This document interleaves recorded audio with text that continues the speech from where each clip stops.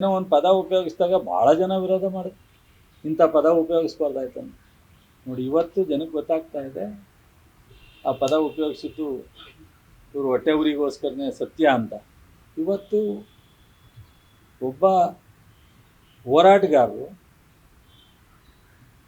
ಕಷ್ಟಪಟ್ಟು ಸಂಘಟನೆಯಲ್ಲಿ ತೊಡಗಿಸ್ಕೊಂಡು ಇವತ್ತು ಮುಖ್ಯಮಂತ್ರಿ ಆಗಿದ್ದಾರೆ. ಅಂಥವ್ರ ಬಗ್ಗೆ ಇಷ್ಟೊಂದು ಇವರಿಗೆ ಅಶೋಕ್ಗೆ ಮಾತಾಡ್ತಾ 150 ಕೋಟಿ ಬಗ್ಗೆ ಮಾತಾಡ್ತಾರಲ್ಲ ಅಶೋಕ್. ಒಬ್ಬರು ಡಿಫ್ಯಾಕ್ಟೋ ಚೀಫ್ ಮಿನಿಸ್ಟರ್ ಇದ್ದಂಗೆ, ವಿರೋಧ ಪಕ್ಷ ನಾಯಕರು ಅಂತ ಎಷ್ಟು ಬೆಲೆ ಇದೆ. ಸ್ವತಂತ್ರ ಬಂದ ಮೇಲೆ ಇಲ್ಲಿವರೆಗೆ ಎಂತೆಂಥವ್ರು ವಿರೋಧ ಪಕ್ಷ ನಾಯಕರಾಗಿದ್ದಾರೆ. ದೇವೇಗೌಡರು ಆಗಿದ್ರು, ಖರ್ಗೆಯವರಿದ್ದರು, ಯಡಿಯೂರಪ್ಪನವರಿದ್ದರು. ನಿಮ್ಮ ಬಾಯಿಗೆ ಬೀಗ ಹಾಕದೇ ಇದ್ದರೆ ನಿಮಗೆ ಗೌರವ ಬರೋಲ್ಲ. ಅಶೋಕ್ ಅವರೇ, ಯಾರು ಒಳ್ಳೆ ಮಾರ್ಗದರ್ಶನ ತಗೊಳ್ಳಿ ಯಾರಿಂದಾರ. ಬಾಯಿಗೆ ಏನು ಬರುತ್ತೆ ಅದು ಮಾತಾಡಬೇಡ್ರಿ. ಅಶೋಕ್ ಒಬ್ಬ ಉಪಮುಖ್ಯಮಂತ್ರಿ ಆಗಿದ್ದವರು, ರೆವಿನ್ಯೂ ಮಿನಿಸ್ಟರ್ ಆಗಿದ್ದವರು. ನಿಮ್ಮ ಯತ್ನಾಳ್ ಹೇಳಿದರು ಯಡಿಯೂರಪ್ಪನವ್ರು ಪೇಮೆಂಟ್ ಮುಖ್ಯಮಂತ್ರಿ ಅಂತ. ನಿಮ್ಮದೇ ಪಕ್ಷದವರು. ಅದೇ ಚಾಲ ನಿಮಗೆ? ನೀವೆಲ್ಲ ದುಡ್ಡು ಕೊಟ್ಟು ಉಪಮುಖ್ಯಮಂತ್ರಿ ಆಗಿದ್ರಾ?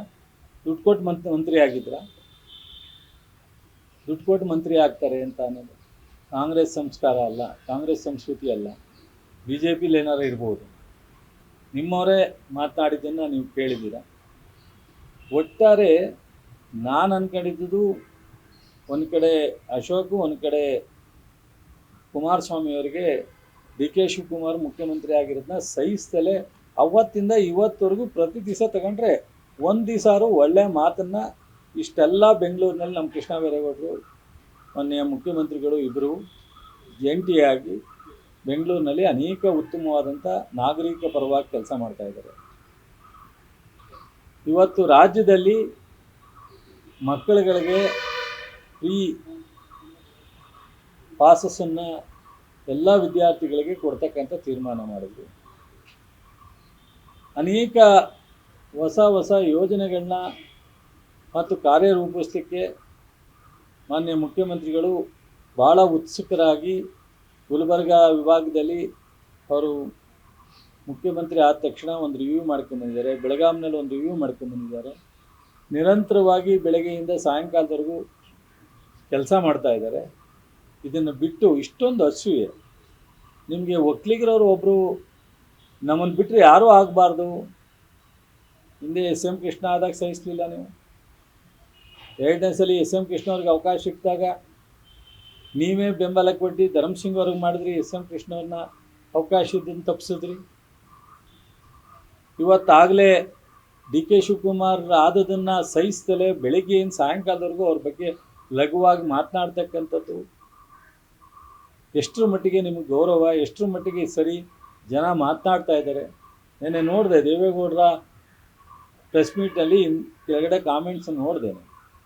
ಯಾವ್ಯಾವ ರೀತಿ ಕಾಮೆಂಟ್ಸನ್ನು ಜನ, ಒಬ್ಬ ಸಾಮಾನ್ಯ ಜನ ಮಾಡ್ತಾರೆ ಅಂತ ಅನ್ನೋದನ್ನು ನೋಡಿದೆ. ನನಗೆ ಪರವಾಗಿಲ್ಲ, ನಮ್ಮ ಜನ, ನಮ್ಮ ನಾಡಿನ ಜನ, ಕನ್ನಡಿಗರು ಇದನ್ನು ಗಮನ ಹರಿಸಿದ್ದಾರೆ ಅಂತ ಅಂದು ಅದನ್ನು ಒಂದು ಸ್ವಲ್ಪ ಕುಮಾರಸ್ವಾಮಿಯವರು, ಅಶೋಕರು ನೋಡಬೇಕು.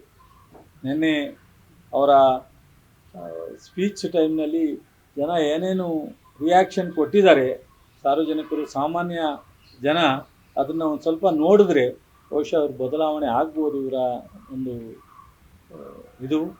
ಮತ್ತು ಕುಮಾರಸ್ವಾಮಿಯವರಿಗೆ, ಅಶೋಕ್ ಅವರಿಗೆ ಒಂದು ಕಡೆ ಇವರು ಇದೊಂದು ದೊಡ್ಡ ಅವರ ಇದಾಗಿದೆ, ಭ್ರಮೇಲಿದ್ದಾರೆ. ಡಿ ಕೆ ಶಿವಕುಮಾರ್ ಅವರು ಮುಖ್ಯಮಂತ್ರಿ ಆಗಿರೋದನ್ನ ಅವರು ಸಹಿಸಲಿಕ್ಕೆ ಸಾಧ್ಯ ಆಗ್ತಾಯಿಲ್ಲ. ಆದರೆ ದೇವೇಗೌಡರಲ್ಲಿ ನಾವು ಎಕ್ಸ್ಪೆಕ್ಟ್ ಮಾಡಿರಲಿಲ್ಲ ಇದನ್ನು. ದೇವೇಗೌಡರು ಎಂತೆಂಥ ಹೋರಾಟದಲ್ಲಿ ಹೋರಾಟ ಮಾಡ್ಕೊಂಬಂದಿದ್ದರು. ಅವರು ಒಂದು ಸಲಹೆ ಕೊಡಲಿ, ಇದಕ್ಕೇನಾರ ಒಂದು ಫಾರ್ಮುಲಾ ಕೊಡಲಿ, ಒಳ್ಳೆಯ ರೀತಿಯಲ್ಲಿ ಇದನ್ನು ಬಗೆಹರಿಸಿ ಅಂತೇಳಿ. ಏನಾರು ಇದ್ದರೆ ನಾನು ಬರ್ತೀನಿ, ಚರ್ಚೆ ಮಾಡೋಣ ಅಂತೇಳಿ ವಿಧಾನಸೌಧಕ್ಕೆ ಅವರೂ ಬರಲಿ. ಎಲ್ಲ ಸರ್ಕಾರದ ಸೌಲಭ್ಯ ಇದೆ. ಅವರು ಮಾಜಿ ಪ್ರಧಾನಿಗಳಿದ್ದಾರೆ, ಅವ್ರು ರಾಜ್ಯಸಭಾ ಮೆಂಬರ್ ಅಲ್ಲೇ ಇರ್ಬೋದು. ಆದರೆ ಇವರಿಗೆ ಎಲ್ಲ ಥರದ ಗೌರವ ಇದೆ, ಸರ್ಕಾರದ ಸೌಲಭ್ಯ ಇದೆ. ವಿಧಾನಸೌಧದಲ್ಲಿ ಬಂದು ಅವ್ರ ಮಾರ್ಗದರ್ಶನ ತಗೊಳ್ಳೋದಕ್ಕೆ ಮಾನ್ಯ ಡಿ ಕೆ ಶಿವಕುಮಾರ್ ಅವರು ತಯಾರಿದ್ದಾರೆ. ಈ ವಿಚಾರದಲ್ಲಿ, ಬಿಡದಿ ವಿಚಾರದಲ್ಲಿ ಸೂಕ್ತವಾದಂಥದ್ದು ಅನ್ನೋದು ಇಡೀ 90% ಚರ್ಚೆ ಇದೆ. ಇವರು ರಾಜಕೀಯವಾಗಿ ಅದನ್ನು ಬಳಸ್ತಾ ಇದ್ದಾರೆ. ಆದರೆ ಆ ಸೂಕ್ತವಾದಂಥ ತೀರ್ಮಾನವನ್ನು ನಮ್ಮ ಮುಖ್ಯಮಂತ್ರಿಗಳು ತಗೋತಾರೆ. ಯಾವುದೇ ರೈತರಿಗೆ ತೊಂದರೆ ಆಗದಂಗೆ, ಯಾವುದೇ ರೈತರಿಗೆ ನೋವಾಗದಂಗೆ ಸೂಕ್ತವಾದಂಥ ತೀರ್ಮಾನವನ್ನು ತಗೋತಾರೆ ಅನ್ನೋ ಒಂದು ಭರವಸೆ, ನಂಬಿಕೆ ನಮಗಿದೆ. ಆದರೆ ಅವರನ್ನು ಅಸೂಯೆ ಬಂದ ಈ ಥರ ಲಘುವಾಗಿ ಮಾತನಾಡ್ತಕ್ಕಂಥದ್ದನ್ನು ದಯಮಾಡಿ ದೇವೇಗೌಡರಿಗೆ ಇದು ಸೂಕ್ತ ಅಲ್ಲ. ದೇವೇಗೌಡರು ಒಬ್ಬರು ನಾಡಿನ ಮಾಜಿ ಪ್ರಧಾನಿಗಳು. ನಿಮ್ಮ ಮಗ ದಾರಿ ತಪ್ಪಿರ್ಬೋದು, ಆದರೆ ನೀವು ಅವ್ರಿಗೆ ಮಾರ್ಗದರ್ಶನ ಕೊಡಬೇಕು. ಅಶೋಕ್ಗೆ ನೀವು ಮಾರ್ಗದರ್ಶನ ಕೊಡಬೇಕು. ನೀವೇ ಆ ನಿಟ್ಟಿನಲ್ಲಿ ಅವ್ರು ಮಾಡಿರ್ತಕ್ಕಂಥ ಸರಿ ಅನ್ನೋ ರೀತಿಯಲ್ಲಿ ಅಶೋಕ್ಗೆ ಮತ್ತು ಕುಮಾರಸ್ವಾಮಿಯವರಿಗೆ ಒಂದು ಪ್ರೋತ್ಸಾಹ ಕೊಡೋ ರೀತಿಯಲ್ಲಿ ನೀವು ಡಿ ಕೆ ಶಿವಕುಮಾರ್ ವಿರುದ್ಧ ಇಂಥ ಅನಾವಶ್ಯಕವಾದಂಥ ವಿಚಾರ, ಅದನ್ನು ಸೂಕ್ತವಾದಂಥ ವಿಚಾರವನ್ನು ಮಾತನಾಡಿದ್ರೆ, ನೀವು ಮಾತನಾಡೋ ರೀತಿ ಆ ರೈತರಿಗೆ ಅನುಕೂಲ ಆಗುವಂಥ ರೀತಿಯಲ್ಲಿ ಮಾತನಾಡಿ, ರೈತರ ಸಮಸ್ಯೆನ ಬಗೆಹರಿಸೋ ರೀತಿಯಲ್ಲಿ ಮಾತಾಡಿ. ಅದನ್ನು ಬಿಟ್ಟು ಪ್ರತಿಭಟನೆ ಮಾಡಿ ಇನ್ನೊಂದು ಸ್ವಲ್ಪ ಗೊಂದಲ ಮಾಡ್ತೀವಿ ಅನ್ನೋ ರೀತಿಯಲ್ಲಿ ಅಲ್ಲ ಅಂತ ಹೇಳಿ ನಾನು ಈ ಸಂದರ್ಭದಲ್ಲಿ ಹೇಳಲಿಕ್ಕೆ ಇಚ್ಛೆ